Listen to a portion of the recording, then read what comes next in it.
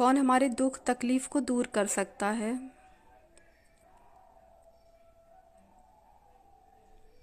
सभी के जीवन में कभी न कभी ऐसी परिस्थितियां जरूर आ जाती हैं कि सब कुछ सही है फिर भी घोर निराशा में चले जाते हैं। कहीं न कहीं अपने ही कर्मों का फल होता है। मानसिक कर्मों का भी फल मिलता है और शारीरिक कर्मों का भी।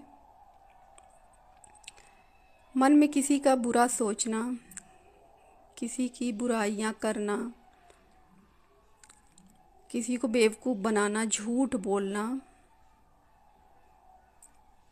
ये सब फिर पाप कर्म है और इनका फल हमें ऐसे ही मिलता है। तो किससे कहें, कहाँ जाएं?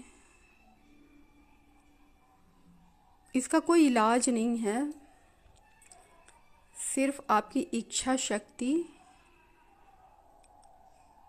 और दृढ़ विश्वास ही ये डिप्रेशन की बीमारी से आपको निजात दिला सकता है। जब हम लोग बुरे कर्म करते हैं उस समय तो बहुत मज़ा आता है। समझ नहीं पाते कि इसका परिणाम कभी न कभी जीवन में ज़रूर आएगा।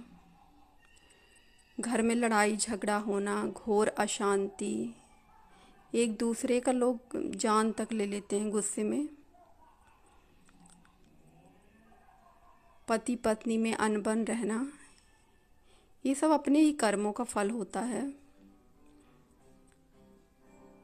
पहले तो जब हमारी सासू माँ थी तो हम उनको दोष दे देते थे कि उनके कारण ये सब हो रहा है।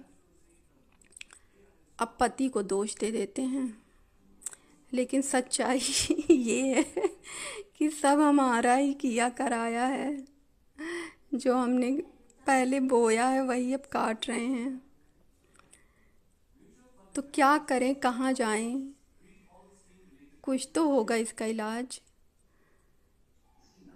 सिर्फ एक ही इलाज है कि अब दोबारा कभी गलती ना करें। दृढ़ निश्चय करें कि किसी की बुराई नहीं करेंगे, कोई पाप कर्म नहीं करेंगे, कभी किसी को बेवकूफ़ नहीं बनाएंगे, लालच नहीं करेंगे, किसी और का पैसा कभी खाने की कोशिश नहीं करेंगे, चालाकी नहीं दिखाएंगे। तो जीवन में शांति आ जाती है। ईश्वर की शरणागति सबसे बड़ा आपके जीवन का प्रायश्चित होता है। लेकिन फिर वादा करना चाहिए कि दोबारा हम ऐसा कभी नहीं करेंगे। तभी भगवान भी माफ़ करते हैं और हमारे सारे पाप कर्मों को काट देते हैं।